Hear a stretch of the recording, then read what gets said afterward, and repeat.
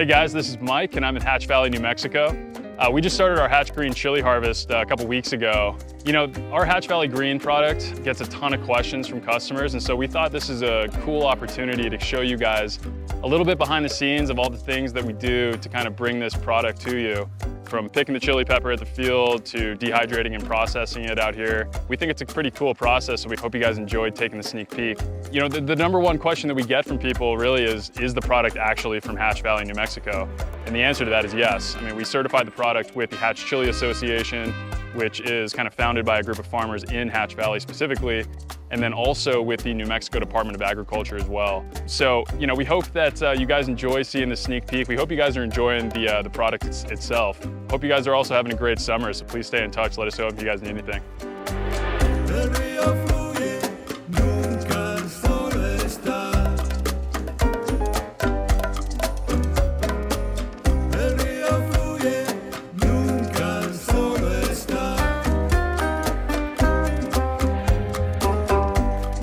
Hatch, New Mexico is a town in the southeastern part of New Mexico that hails itself as the chili pepper capital of the world.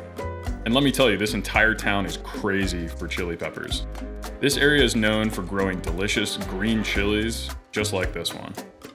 As you can see, this region is very different from our last video of South America.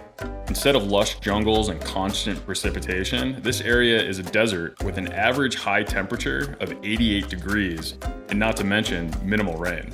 So unlike the farms in South America that are naturally watered through rainfalls, these farms rely on a local river for their fresh water source. And that local river is the mighty Rio Grande.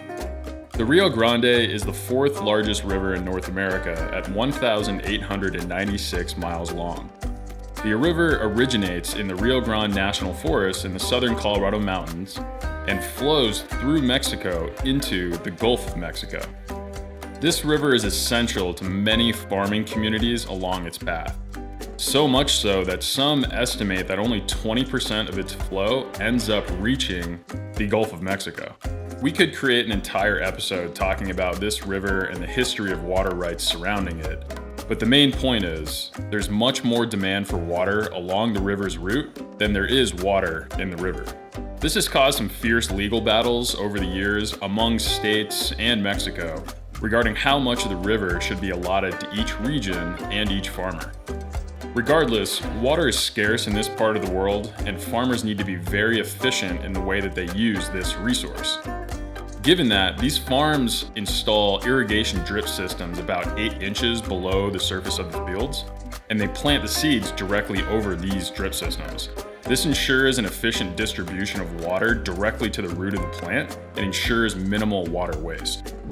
You can see here the neat rows they create, and inside of each row is a channel where the drip system sits just below the surface. Interestingly, the location of the drip system is actually tracked via GPS, and this is to ensure that the tractors don't rip up the irrigation system as they drive through and plow the fields and create these rows. Here's a video of us walking through a Hatch Green chili field. It's also worth noting that these chili peppers are harvested by hand. Think about that when we're looking at how large these fields are. The reason for this is the de-stemming of the product. Picking by hand and de-stemming as they're picked is really the only way to consistently ensure the stems don't make it into the final product. This is incredibly hard work, and we owe a ton of gratitude to the farmers and the workers who work their tails off to harvest these chili peppers. Truly some of the hardest working people I've been around. This year's harvest was really interesting. Drought-like conditions resulted in a rather large decline in expected yield, almost 20% lower than we were expecting. But on the flip side, the tougher growing conditions also resulted in a harvest that was much hotter and much more flavorful than we were anticipating, which we're super excited about.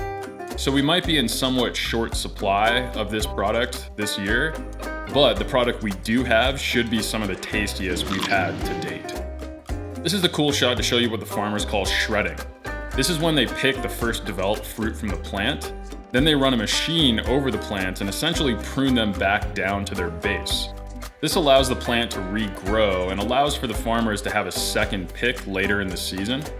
The cutoff for shredding tends to be the first week of August to allow the plant to regrow fruit before the end of the season. And here's a shot of a shredded plant that didn't regrow, just to give you a better idea of what that looks like. So the chili peppers are hand-picked, de-stemmed, and placed into these wooden crates.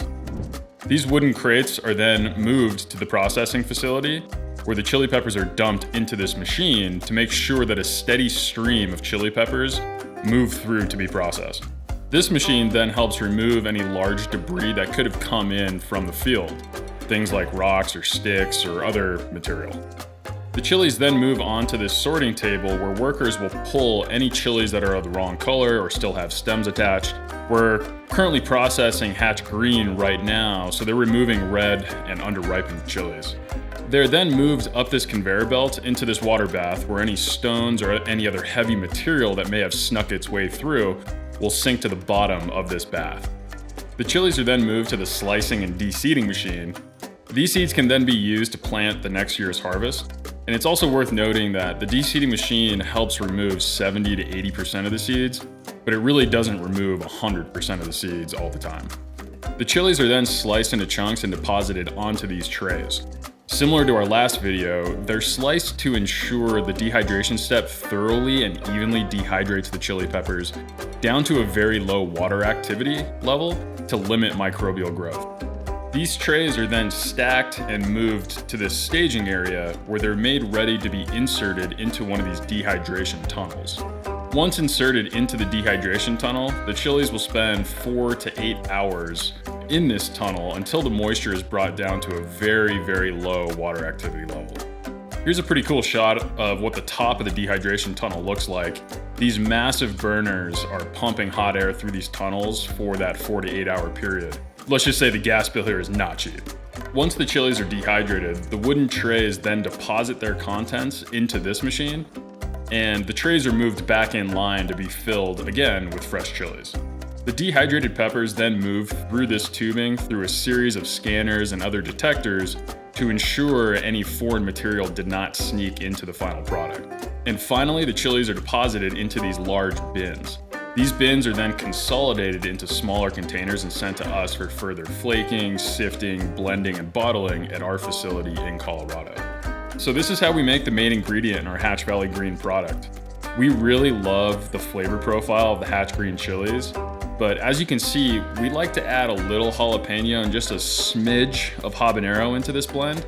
That really helps just increase the heat just a tad, but also helps make the flavor a little bit more dynamic in range. The result is a well-balanced vegetal flavor profile with a mild heat level of about 30,000 Scoville heat units. We hope you all enjoyed this behind-the-scenes look into how we produce our Hatch Valley Green pepper flakes.